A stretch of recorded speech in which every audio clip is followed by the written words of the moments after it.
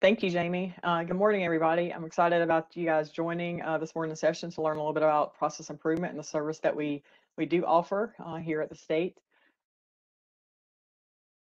These are our, I know I have a quick session, but we are going to try to touch on all of these items in today's session. So I know one of the things we've had a question about in the past about is why is our process improvement team at DIT? You know, when people think DIT, they think technology experts, which we do have plenty of those.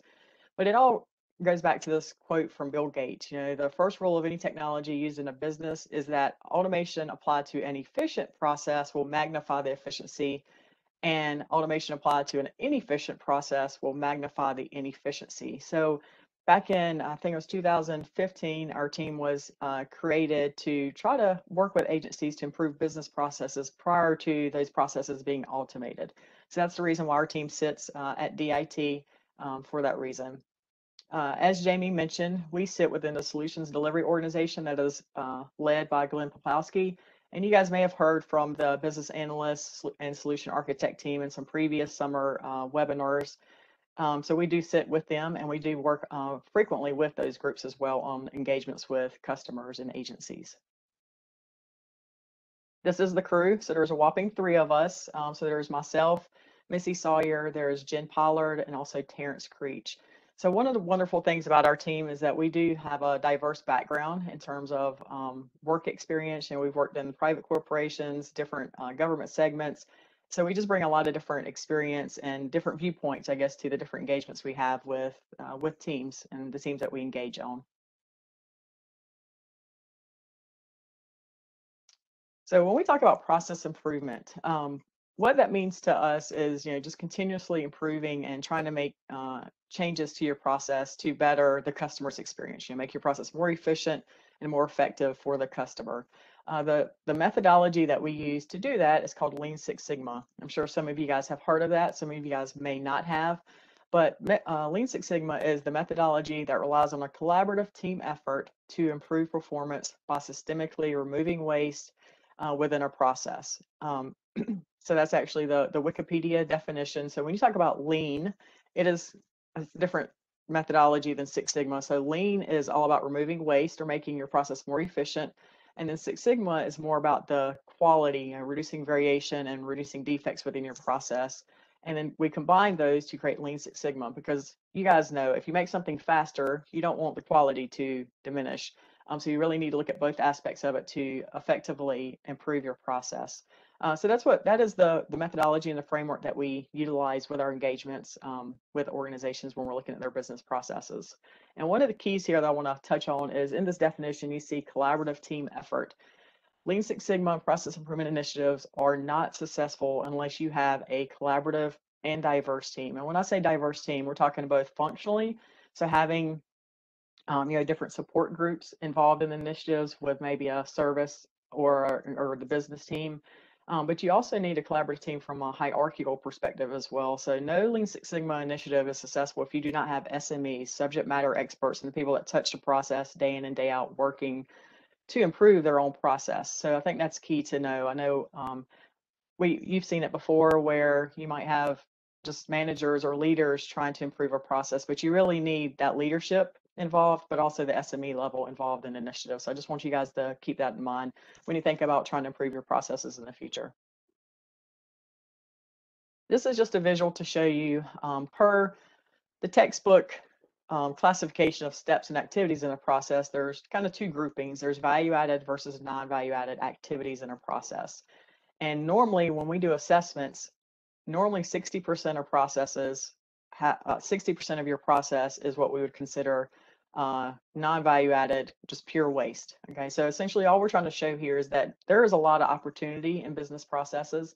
And hopefully you guys see that there's opportunities within your processes. You may not see that as well, but just want to let you know there is a lot of opportunity within your process that, you know, we could either help you with, or maybe even you could go to some training to help you understand what is considered waste within your process. But again, this slide is here just to show you there's a lot of opportunity within your process typically for improvement.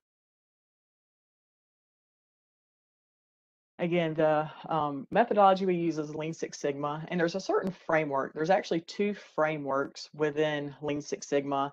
There's one that's called DMAIC, which is the one that's highlighted or kind of circled here with that rectangular box, and there's also one called DMAVI, but we focus on DMAIC. So DMAIC really focuses on fixing existing processes or services. DMAVI gets into when you're starting from complete scratch with a service or process, but we typically here at the state we focus on the DMAIC framework because we're normally tweaking something that is in place. Even if something's extremely immature from a process or service perspective, there's usually something to analyze. So we do focus on the DMAIC framework. And this will give you an idea of the types of things we would step through. So if you guys decide to engage with us on an initiative or decided to try to improve your own process, with maybe some of your teammates or team members, these are some of the logical steps you should go through to thoroughly analyze and improve your process. So the first piece is define. All right. So this is where you really want to understand, what your customers are thinking of your service or process, what are their likes, dislikes, that type of thing, and you want to create your charter. So your charter is where you document, what's the problem we're trying to solve. That's essentially what you really want to understand out of this define phase is what is our problem. You don't want to make change just for the heck of making change, right? There needs to be a problem you're trying to solve. So the define phase is all about creating that or understanding what that problem is and creating your goal statement. So that is documented in a charter.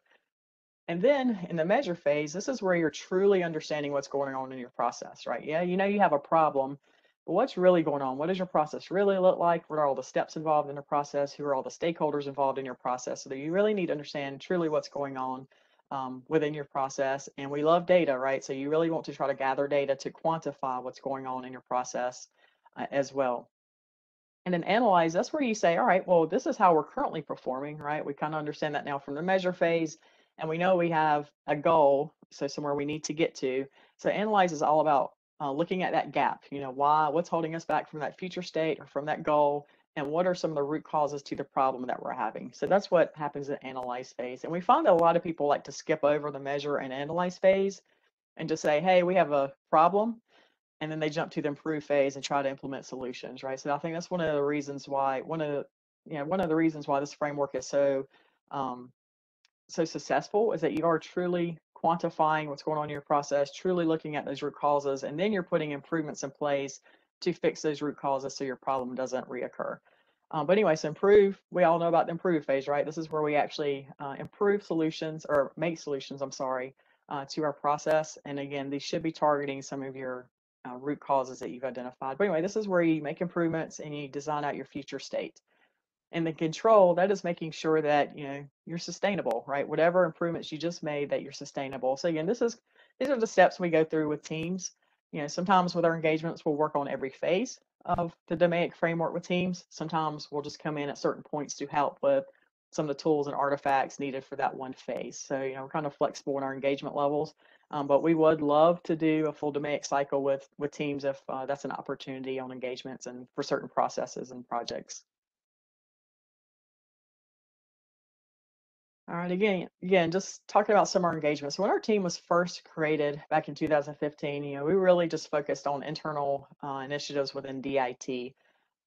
A lot of that had to do with us just understanding, what do we do here at DIT, what are some of the services we offer, who are some of the leaders and employees involved in some of those key services. So we just really focused on internal improvements within DIT.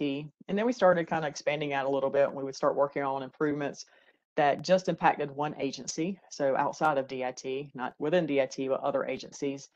And then we moved into where we started working on initiatives that would impact multiple agencies, across the board.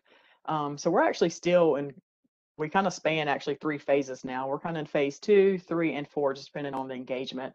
So some of the initiatives that we've worked on, for an example, for like a phase 2 that we're currently engaged on could be Department of Environmental Quality, okay, improving some of their permitting processes. So that's an engagement where we're just involved with DEQ on an initiative.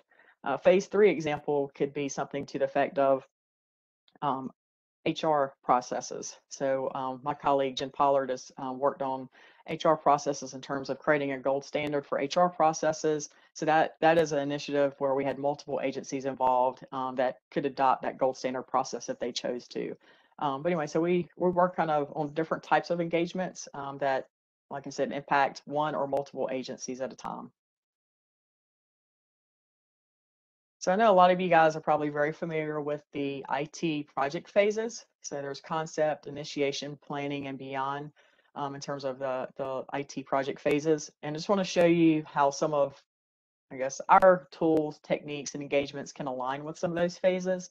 So you can see that that whole DMAIC framework that I just talked to you guys about, if we were doing a full-blown process improvement initiative, going through each phase of the DMAIC process or framework, that would happen in concept, okay? Very early on in concept is when we would need to get engaged. However, there are some other items that we could do within concept as well, right? Some a la carte type stuff if we didn't want to do a full-blown DMAIC initiative. We could do, maybe just help with some problem solving. Let's say that the business unit does have a problem they're trying to solve, and we could just come in and help facilitate some problem solving sessions. We could also help with charter development for teams that might, struggle a little bit with developing their charter or really documenting a good problem statement and goal statement. So then initiation, this is again, just like in the measure phase of the DMAIC framework, initiation for the IT phase is all about understanding what's really going on in the process as well. So we could really help with current state mapping in that phase if we're doing just some type of a la carte like service or using a tool here and there from our Lean Six Sigma toolkit. And then you can see in planning, there's a few different things that we could add value on, and then beyond, some dashboards, process performance management items, RACI diagrams, which gets into roles and responsibilities for team, and so forth. So again, our engagements are not just full-blown DMAIC initiatives; they are also kind of a la carte type things, just depending on what you guys as customers and organizations need from us. All right. So again, I touched on this earlier. So if we look back and just see common failure modes across the board for, let's say, improvement initiatives, two of the most common failure modes that we see is one, you do not have the right sponsor involved, or the sponsor has not identified and set a clear direction for the team to go in. So you must have good sponsorship, complete support from your sponsor, and the sponsor has kind of set a clear direction for the team. So that's one key success factor. And then the second key success factor, like I said, I touched on earlier, is that you must have SMEs, subject matter experts, involved in your improvement initiative. You can get all the way to pretty much implementing change without SMEs involved, but when you talk about that control phase and sustainability, you're going to struggle big time with the change management side of things if you do not involve SMEs in your initiative, and usually it will flop and it will not work. So again, these are just two very critical success factors for improvement initiatives. Like I said, have the right sponsor and make sure you have a supportive sponsor in place, and also make sure you have SMEs involved in your initiative. All right, so just like with most um, intake processes, or if somebody's requesting help for something, we have a process here, which is contact us and issue request. We can look at it based on the impact that it can have for the organization, and also look at our capacity. But anyway, if you ever wanted to ask us if a project was right, then you could send us an email at pi.support@nc.gov, or reach out to Jamie and her team. As well, like I said, they know the suite of services that DIT offers, so they might be the best first touch. But again, we're fine fielding any questions you may have if you think that our service could benefit your organization, that type of thing. And then also, if you are reaching out to us about a project, you need these four things in place, essentially, before we agree to engage on an initiative. And again, I feel like a broken record probably. You guys probably feel like that as well, is that you must have a sponsor, supportive sponsor and the right sponsor involved. And what do we mean by the right sponsor? So one of the things that we say is that we want a sponsor to have organizational authority over the impacted processes or services.